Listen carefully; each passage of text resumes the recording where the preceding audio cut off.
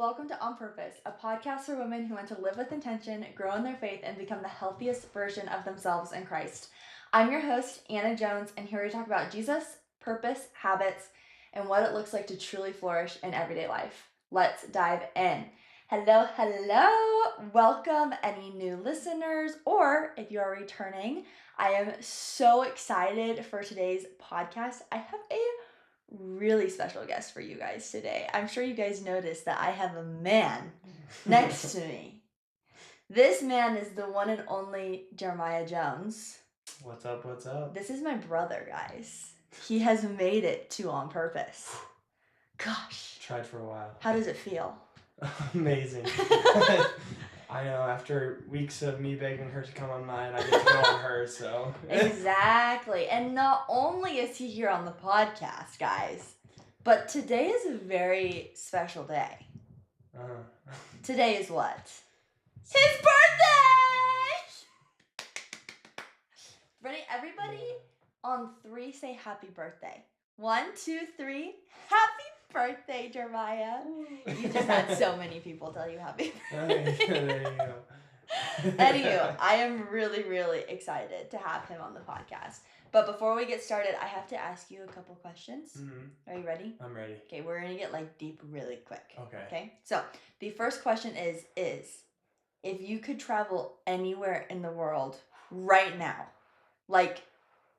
what's it called? Teleport. Teleport, okay. You can teleport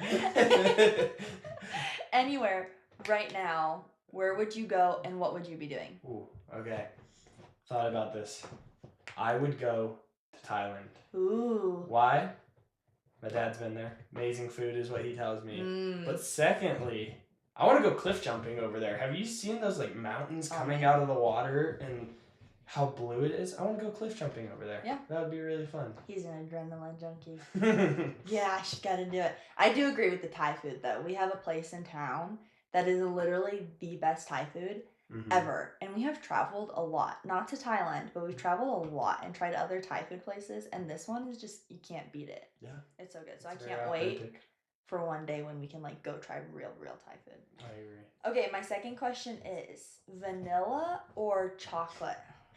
Not even hard. Vanilla. Oh, all day. Man. All day. I probably made a lot of people mad with that. But vanilla's got this smooth, sweet taste. Yeah. And chocolate is just overpowering for me. So it's not that I can't do chocolate, but vanilla all the way every day. You see, I feel like I get torn between the two because there's certain things that I'm a diehard vanilla person. But then there's things that I'm I need my chocolate.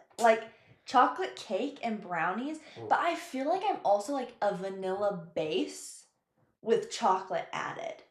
See, again, the chocolate kind of takes over the vanilla there. Oh, yeah. That's my problem. And cake and cupcakes, I don't even bother with them, so. Okay, I got it. Okay, now to get actually serious. What is your favorite book of the Bible? Ooh, okay. Going off tandem. Yeah. John. Okay. John is my favorite book of the Bible. Why? Very simple. My favorite verse is in there. Ooh, which is? John 15, verse 16. For I did not choose you, but you chose. For you did not choose me, correction, but I chose you.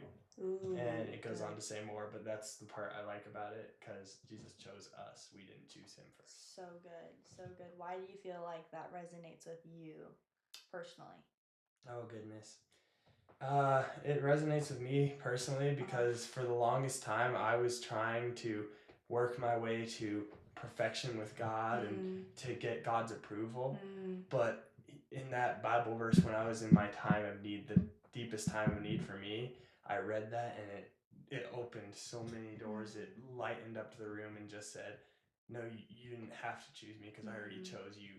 Now, since I chose you, you can pick up your cross out of that decision I made for you. So good. And I actually feel like that ties in really well with what we're about to talk about. So let's get started. If you guys haven't already, grab a cup of coffee, grab your matcha, start your long drive, or you can even start getting ready for the day. But we're going to dive in. As you guys know, we've been going through a series where I pick a fruit of the Spirit at the beginning of each week. I intentionally implement it into my week. And then at the end of the week, I come and I tell you guys what I learned. We've done self control, and then we've also gone through peace. This week, I specifically chose faithfulness because I feel like Jeremiah embodies it so well. And actually, his verse that he just said really ties in, I feel like, to what we're going to be talking about, which is so cool. Jeremiah, when you think of the definition faithfulness, what are like the things that come to mind? What does faithfulness mean to you specifically? Yeah. So for me, faithfulness is an undying, like, you can't explain it basically, but it's always pursuing something, always following, in this case, God to the end because you have faith that He is real. But how do we become faithful? It's all through relationship. Faithfulness starts in relationship because your relationship goes on to become your faith because your relationship is what makes it so that you know God is real, makes it so that when you say, I believe and I have faith in God, that you don't have a shadow of a doubt. Gosh, if you were wondering why I brought him onto the podcast, a boom.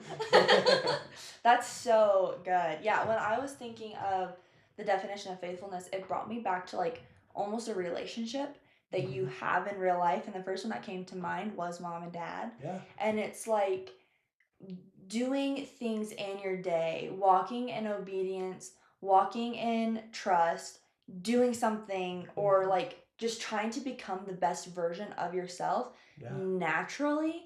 Don't even need somebody to like, don't need the affirmation or the reassurance, but you're just doing it because you want to be faithful to them, because you want to walk in that with them. And I think with God, it's being obedient even when things get hard, even when it becomes hard to trust His plan, even when you don't see the outcome or what's happening on the other side, and even when it's inconvenient. Spot on. Right? Yeah. Like, spot on. It's just walking in that faithfulness, like you said, because, gosh, like, why wouldn't you?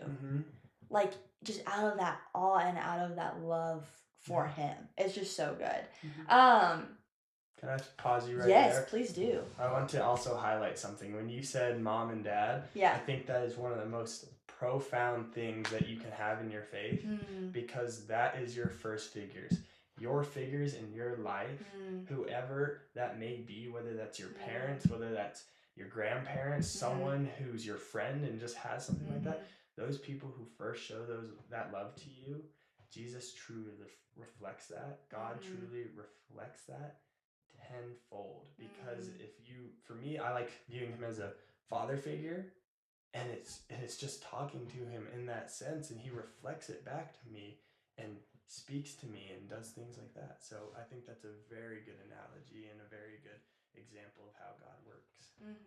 Yeah. And to encourage you guys too, on that side, we're going down a little bit of a rabbit trail, but like going down that, I think that it's really good if you don't have somebody in your life who exemplifies that, finding somebody. And it may not be somebody right now who is in your like physical space. But who you're watching on Instagram, who you're watching on a day-to-day basis. Are you watching people who are really living in a life that you would want to live, walking in that obedience, walking in that trust, walking in that faithfulness for the Lord, and also in their relationships on a day-to-day basis, finding somebody to watch so that way, because the top 5 people who you guys hang out with are who you're going to ultimately become. And that's not only in your day-to-day life, but that is who you're watching too. And so really being and just really intentional with that. That's really great. Thank you for pausing. Yeah, you should have seen all the phases that me and Anna went through our friend group phases. So. Oh man, we don't have to talk about that. Okay. No, it's good.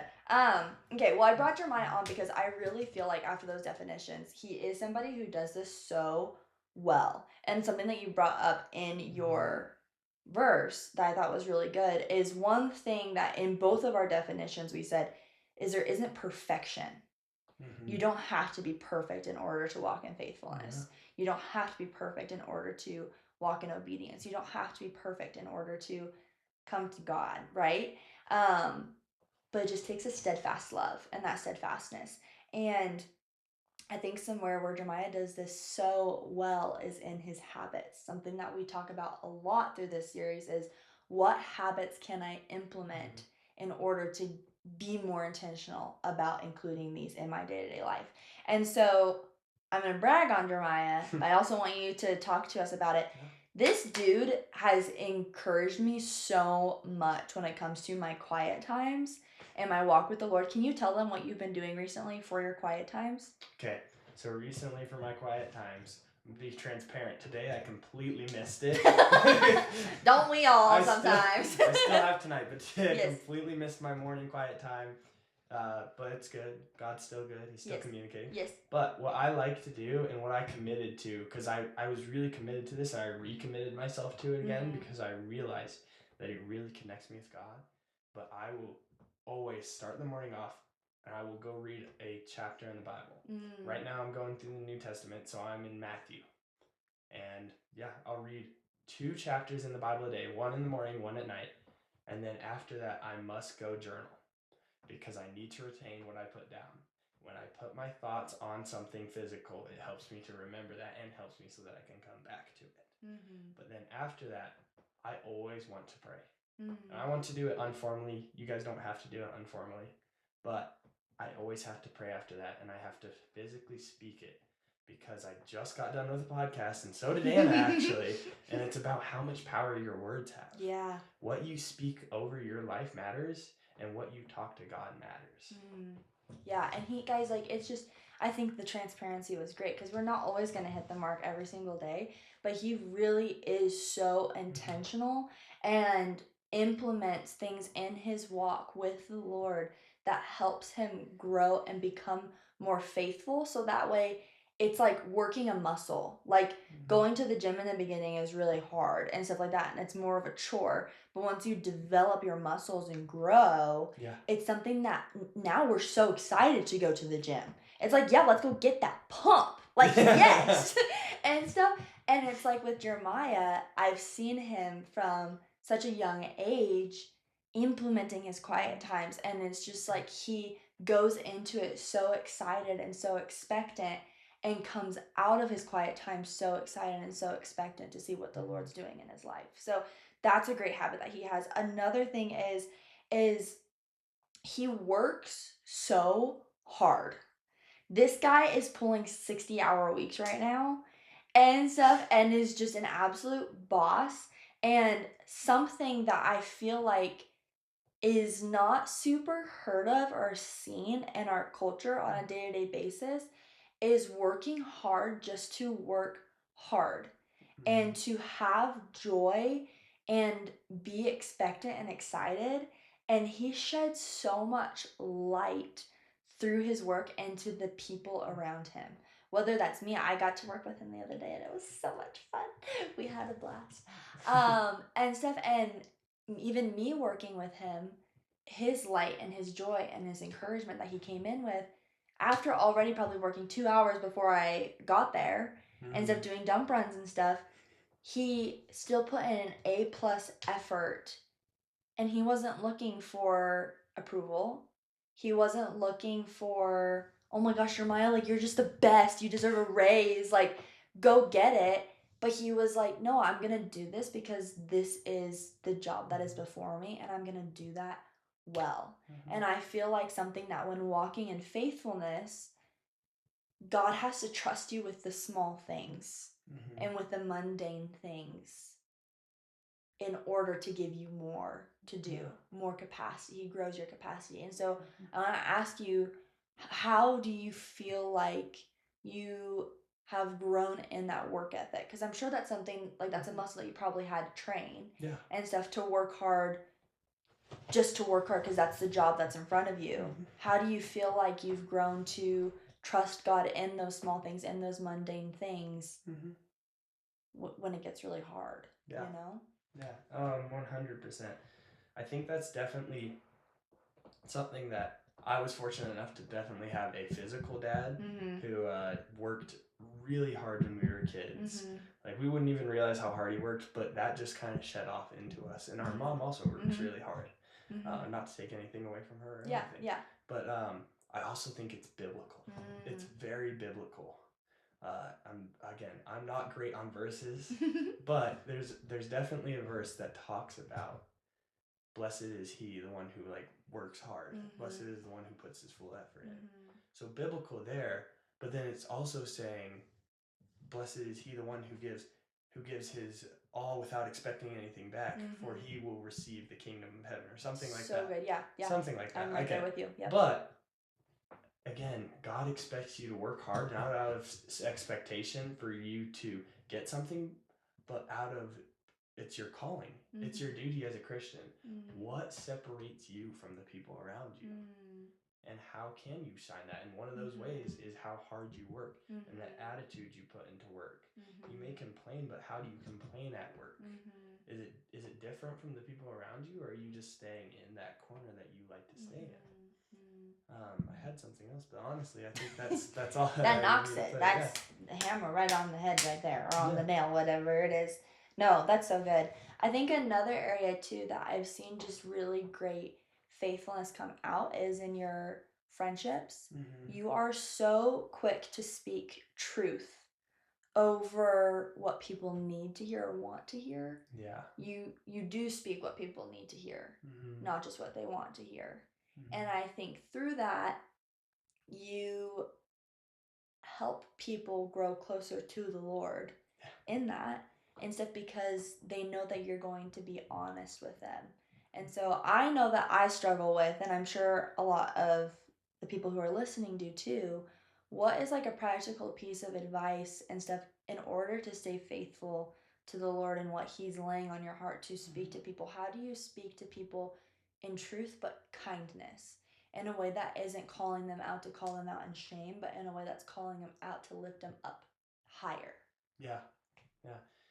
Great question. Way to hit me on the spot. But definitely one thing to remember is you're never trying to change them. You are never trying to change them. You are only trying to help them. Yeah. And if they don't want to take the advice, you can't really keep giving. You can't really make them take advice. And honestly, that's one of the biggest parts of it, is making sure that you're going in with a heart that God's going to plant. I'm planting a seed. God's going to water the seed. Yeah. Heard it everywhere. Heard it all over. But it's so true. It actually is. Yeah. And that's one of the best ways to do it. But also, you have to come in humbling yourself too, because it talks about in the Bible, don't go trying to get the speck out of your brother's eye when you have the wooden plank in your eye. If I'm dealing with things that are similar, or if I'm dealing with things that, like pride especially. Yeah. Pride's a huge log in lots of people's eyes. Like, I have to pray over myself a lot, saying, while I'm in conversation, like, Lord, take away any pride in my heart. Because pride is what puts a plank in your eye. If you're not willing to look at yourself and reflect on yourself, then you shouldn't be saying it to the people around you, even if it is true, because that's not your place to step into until you are complete with what God has for you. So good. So good. Yeah, so those are just 3 things that I really wanted to highlight that I feel like are great habits that we can implement into our weeks to come with faithfulness. And I want to encourage you guys and tell you guys, it starts with the small. It starts with the small things. And something that I've seen Jeremiah do is he repeatedly says yes out of obedience to the small. And I've seen how that multiplies in your life and grows to much.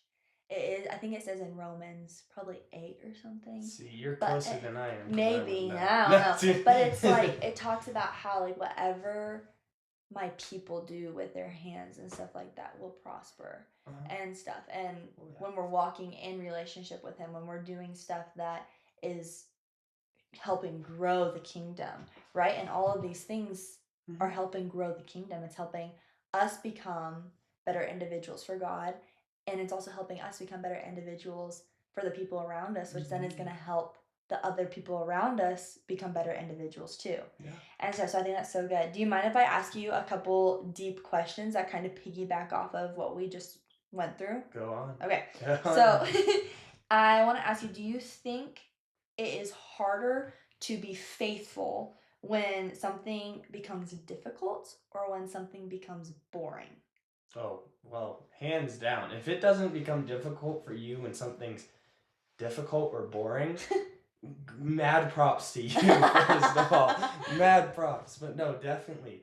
When those times come when it's boring or difficult, I like to give examples. For example, if you see someone on the street struggling or something and you just feel the tug of the Lord to go talk to them and stuff, you know how difficult it is to step out of your comfort zone and go talk to that person? Yes, yeah. Like, I'm a little bit extroverted, Yeah. but I'm definitely a little bit introverted too, so it's hard to go do those things that you don't want to do. Yeah. When it's boring, I could argue that it's almost worse. Yeah. Because it feels insignificant, but really, just choosing to take that step could be the step that makes it all worth your while. And something you said earlier was God multiplies. What was that verse again? Something about He multiplies you, or yeah. Well, I think it was it the one that I just said? yes. When the things that you do with your hands and stuff like that, when you're walking with God, He multiplies and it prospers. Yes. Yeah. So when you choose to do that, you will have prosperity. And sometimes that prosperity is just the joy you get after you did it, or just the insight you get after you did it. You might make a new friend when you go talk to that person. When God says, pray to me right now, you might, who knows? You might have a life-changing encounter. You might have an event in your life that if you didn't stop to pray for a minute, something bad could have happened to you. It's usually God doing something for a reason. So I encourage you, when it gets boring, when it gets hard, even though it's harder, to push through and say, hey, this is what I need to do because God is calling me to it, not for self gain. Not for self gain. So yeah, that's so good. I love that. I also want to put it into another practical scenario. Let's say like you're in work and you're grinding and stuff, and your boss gives you a new task to do that's like 5 times harder than the one that you're doing. So that becomes incredibly difficult. Or when you're doing a task and it's the same task you've been doing for 2 weeks straight, like pulling nails out of stud walls. If you guys don't know, he works in mitigation. And so like, that's incredibly tedious and it's boring as all get out. And so out of those scenarios, like how do you feel like operating in faithfulness in the workspace in those areas is the best way to go? Yeah. Lots of people would say it's grinding and putting your head down. Yeah. Lots of people would say that. But the truth is, you can have joy in that moment. So you may not be happy, but you can have joy in that moment. When it's hard, tedious, or different, choosing to have joy in that moment. So good. Yes. So it's not necessarily the what am I trying to say? Sorry, I distracted. No, you're good. You didn't distract me. You're good. It's not necessarily the I have to do it because my boss is making me do it, even though you do.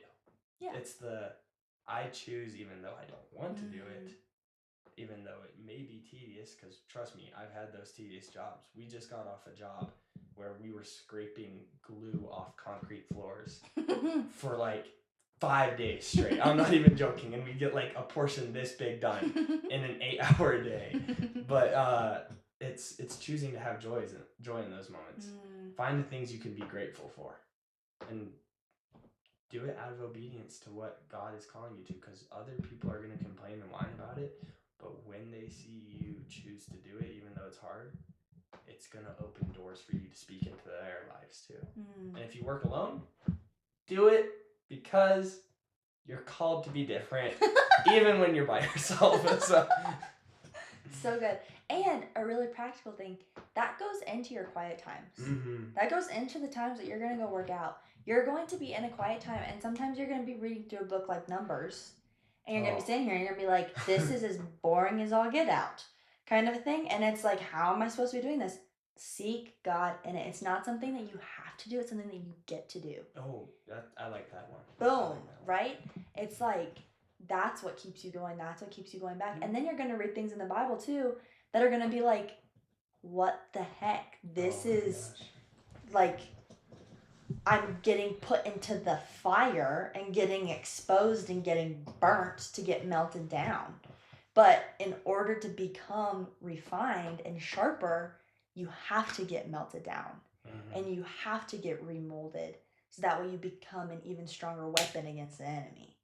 And that is not just in your quiet times, that's in your workouts, that's in waking up early, that's in going to work with a joyful attitude, that's in choosing your friends wisely, that's when you're around people you're not supposed to be around, choosing to be set apart and choosing to be different and being the example. And that's so exciting. Like, that is so invigorating to be able to go into those spaces being like, I got this because I know where my strength comes from. Oh, yeah. So good. Those answers are so good. Okay, my next question is, do you think our generation struggles with consistency? Okay. Yes and no. Boom, boom. Yeah. Yes. Yes and no.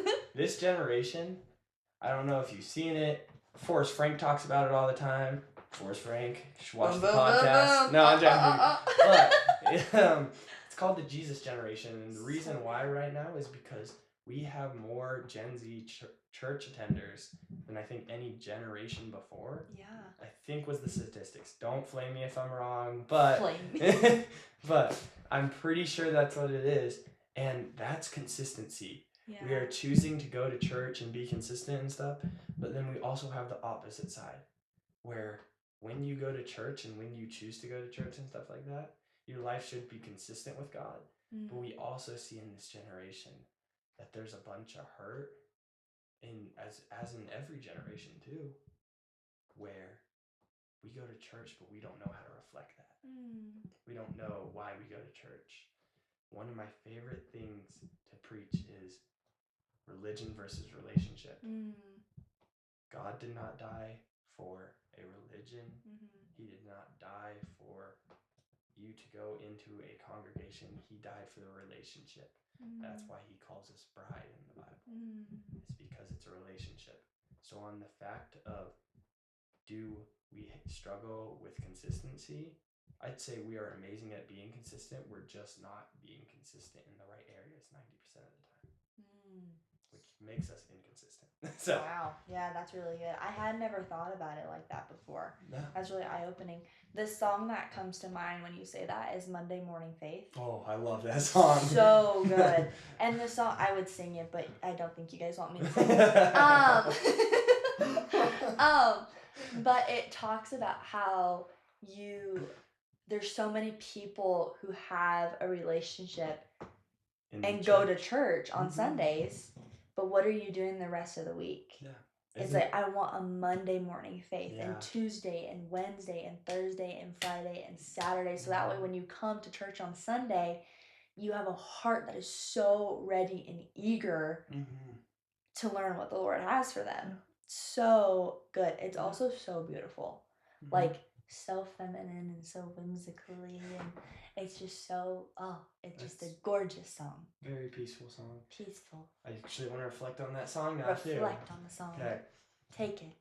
What Anna literally just said there, but I want to dumb it down a little bit because I know that I definitely need it dumbed down a lot of the times. But when you go to church on Sunday, it should look the same as the rest of your week. Ooh. We shouldn't be going into church expecting for the miraculous to happen if we can't expect the miraculous in our day-to-day life. If we can't be faithful Monday through Saturday, why should we be faithful Sunday? Wow. It shouldn't, your Saturday and Friday shouldn't be party nights because it's a different day of the week, but it should be something where you exalt God. Obviously, it's going to look different as in you're around a whole bunch of people, you're worshiping in that way, but your whole life should be a testament to who God is and a worship song to who God is. Not only your Sundays, is what that song is literally saying. Yeah. I also like the verse in it where it's like, I want more than my mother's faith or something. Yep. Because you have to step into your own faith. So good. You can be in the home. You would not believe how many people grew up in Christian homes. Like 90% of people have this testimony. Even I have this testimony and had great Christian parents and stuff, but did not know God until they decided to fully chase him with their own heart, which means you have to have a faith beyond self. beyond what you were taught and go out and learn for yourself. So good. So good. I love it. Okay, my next question is, what's one responsibility God is asking you to be faithful with? Okay. First of all, Bible study, all that just started. Yeah. But one of the things that I definitely struggle with is not testing sin. Ooh. Not testing sin. We don't flirt with her. Yeah. No, literally. It is really cool to see how God is like, oh yeah, you're flirting with sin. Mm-hmm. You're flirting with sin. And I'm like, what do you mean? I didn't do anything. Yeah. No, the thought of you, the moment you actually decide that, hey, I can go to the party as long as I'm not drinking or reflecting that. But you were called to higher is what God says. It's not that you shouldn't be there when people need help and need things, but you shouldn't be there for your own safety, for your own image that God created you in. Because when people see that you avoid that area, when you don't go into it, not out of spite for it, but out of self, respect for self, that is when people ask questions about why are you different? And that leads into faith. That leads into all these things. So my biggest thing is not flirting with sin and just running away from it. Well, there's definitely some that you can definitely face that on with God. Yeah. But then there's a lot where you just need to pray and fast until God gives you the strength to battle those sins. Yeah.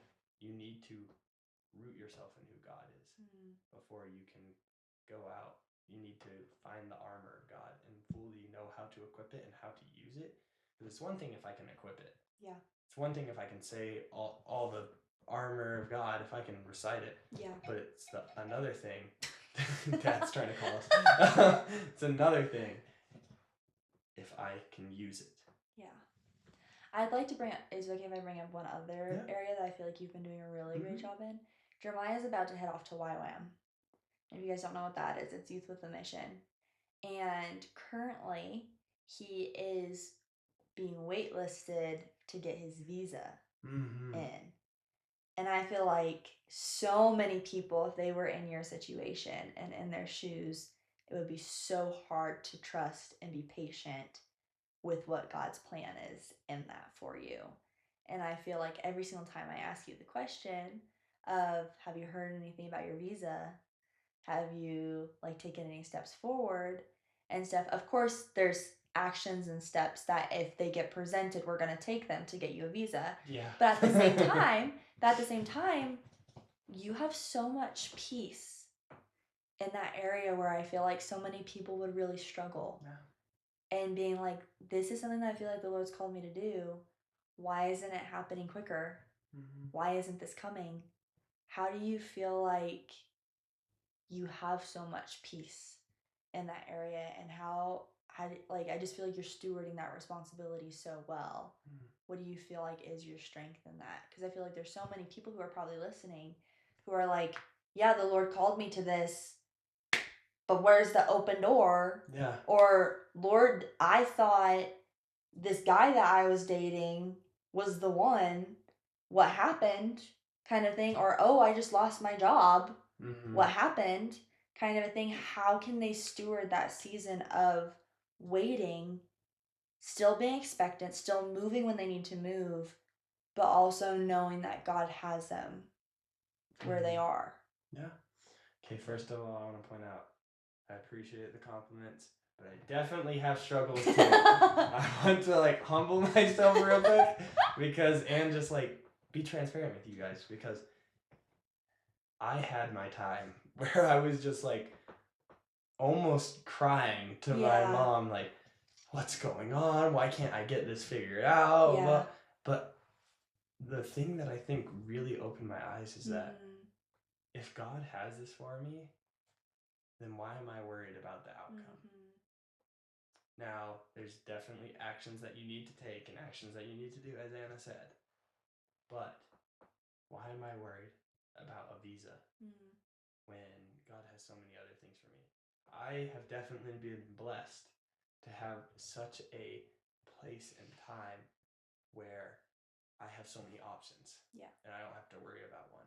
But for those of you who don't think you have that many options, trust me, there is a door that is waiting for you. Now, I do want to say, Anna said, when the doors aren't opening, why aren't there doors open around you? Well, one of the Bible verses that definitely comes to mind when I hear that is knock and the door will open. Yeah. Meaning, the door's not always going to be open for you. You can't always expect the door to be open, but when you knock on that door and you're truly in God's will for you, yeah, that's when the door will open. Yeah. Because you're in what He has for you. And God will prevent doors that you aren't supposed to go down from opening unless you truly choose to open those doors. Because one of the things we can't do is we can't stop God's timing. We can't stop what God's doing, but we can disconnect ourselves from what God has for us because we have free will. So, prayer, fasting, reminding yourself that God has it in control, because I definitely still have those times where I'm like, we're getting close here. But reminding yourself that God, if God truly put this in your life and you're truly stepping into what He has for you, He's going to provide an answer. He's going to provide a key. So maybe that girlfriend or boyfriend you broke up with, they were toxic for your relationship. They were separating you from God. Because I know a lot of the time I would go out even and I'd be like, God, just give me a girl that I can like or take care of or something. And then as soon as He actually put that person in my life, I would completely forget about my faith. Yeah. I'd be so focused on texting her back when I'm in my quiet time that I was neglecting God for her, whatever you want to call it, her needs or my want to text her back. When really the best thing I could have done in that moment was finish my quiet time with God. Because He's the one who provides the stuff. He's the one who provides things. So I would step out of what God has for me. And the peace comes from knowing that I don't have to step out from what God has for me because His will is good and my will is secondary to what He has. So good. So good. And a couple of key points that I just want to pull out of that because all of that was so good. Knock and the door will be open to you. And if the door doesn't open, pray into it. Yeah. Because the Lord changes the desires of your heart when you're in relationship with Him. And so if the door isn't fully opening or you're trying to look for a way in and it's not there, pray about it and see if the Lord shifts something. So that way you can know which steps and action to take to keep moving forward. And also, peace follows where the Lord is. Peace is such a great dictator and guide. Whenever I feel not at peace, I know that's my step to be like, okay, Lord, what's happening? Where am I? What do I need to change? Yeah. And if I'm stepping into a season of uncomfortability, that doesn't mean that it's not going to be hard. But when you step into something uncomfortable that's going to help you grow, there's still going to be peace there to lead you and guide you. So good. I know that we're getting close on time, so I want to ask you one last question. If you could leave the audience with 3 habits to implement into their day-to-day life to grow in faithfulness more, what would those 3 habits be? Okay, I love this. Boom. This is one of the things that I love telling people, and I have to remind myself of constantly. Yeah. I told you this in the beginning. I am doing a daily read my Bible. Yep. I am doing a daily journal. Yep. Find some way to get in Scripture every single day. Scripture every day, guys. Scripture every day, because so good. We can live without Scripture, but should we live without Scripture? Because God gave us the Word, and if God gave us the Word, if God gave us a Word that we can follow and read and listen to, it means we should be in it because it's something from Him to us. Secondly, I encourage you to either, I wouldn't say use your phone in all honesty. I know phones are super convenient, but I'd encourage you to get a pen and a physical notebook and start writing down stuff. Write down. Because when you write stuff down, I said this in the beginning, it helps you retain it better. So good. And you can go back to it. And then third, a habit. I think something that you said really good in the beginning, and this doesn't have to be your third, but I'd encourage you guys with, is prayer. Oh, yeah. Speaking at fourth. Mm-hmm. Yeah. That doesn't have to be your third, but I just feel like after everything you said, how powerful your words are, that's a really good one to add on top of his third if it's not his third. Honestly, that's probably going to be my third. I wanted to give you something good, but I think that is perfect, actually. Yeah. Is prayer. Because, and honestly, try it out for yourself, but try informal prayer. Ooh. Try informal prayer. If you don't know what that is, which most of you probably do, there's like the Lord's Prayer and there's stuff like that, and there's like a formal way of praying. Cool. Informal prayer, try it out. It's just talking.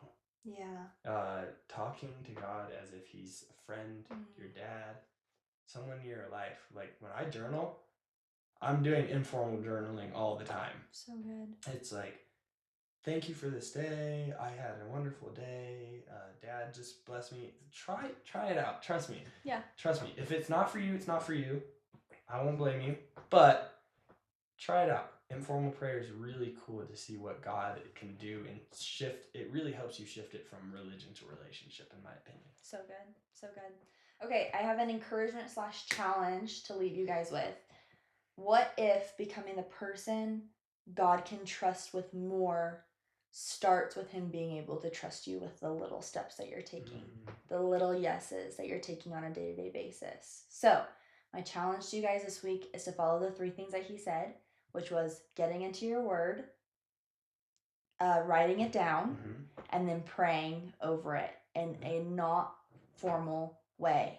And then the other thing on top of that is figure out what you're saying no to in your life that you need to start saying yes to, that is small and seems not helpful maybe in this season.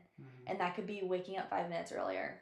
That could be going to the gym 2 times a week. That could be eating in rather than eating out, so that way you start, growing more money that you need to be able to go on that dream trip, or to be able to afford a new car, or to be able to not live paycheck to paycheck, making those happen. So, Jeremiah, could you pray us out really quick? Can I add one thing before I pray us out? I'm so sorry. No, don't apologize. I also want to encourage you. I'm not going to make you do 3 things, but if you have the time, try and figure out a way when you are in the bustle of the day or when you get a break in the day. Try talking to God in your head. So good. Or whispering or mumbling, I don't care. Try talking to God, because again, that kind of transforms it from a religion to a relationship. Your drives. That's when I do it, whenever I'm driving. Oh, driving is, don't close your eyes though. No, we already have enough crazy drivers. There's not that much faith involved. I'd like you guys to live personally. Taylor Swift was being metaphorical when she said, Jesus, take the wheel. So. Okay, Jeremiah, pray us out. Awesome. Abba Daddy, I thank you for this time. I thank you that this would just resonate with me and Anna, but also I pray that it just reflects into the people's lives who are listening to this podcast. And the people who aren't. I pray that this plants a seed around the world, that we do not settle for ordinary, but we settle for extraordinary. So we pray that this is a milestone. This is a block to where someone turns to a new and wonderful gift with you. I pray that relationship comes in. Relationship floods, that they feel a love from God, a peace from God. I pray that our faith continues to grow, that we do not question what you have for us because we know it is good, but that we pursue it with all our hearts, with all our strength. I pray that our actions reflect your will, way, purpose, goal, and your heart for us. In your mighty name I pray. Amen. Amen. Thank you guys so much for listening. Thank you, Jeremiah, for coming on. Of course. I am so excited for y'all to hear this podcast. If this encouraged you, please share it with a friend or family member or save it so that way it's something that you can come back to. And if you guys need more encouragement throughout the week, I do have an Instagram and it's at On Purpose Anna, and I post little motivational things on it almost daily. And I'd love to grow our women community on there so that we have people who are shooting for the stars and helping encourage one another rather than compare on a day-to-day basis. So I love you guys lots, and we'll see you guys next time. Bye!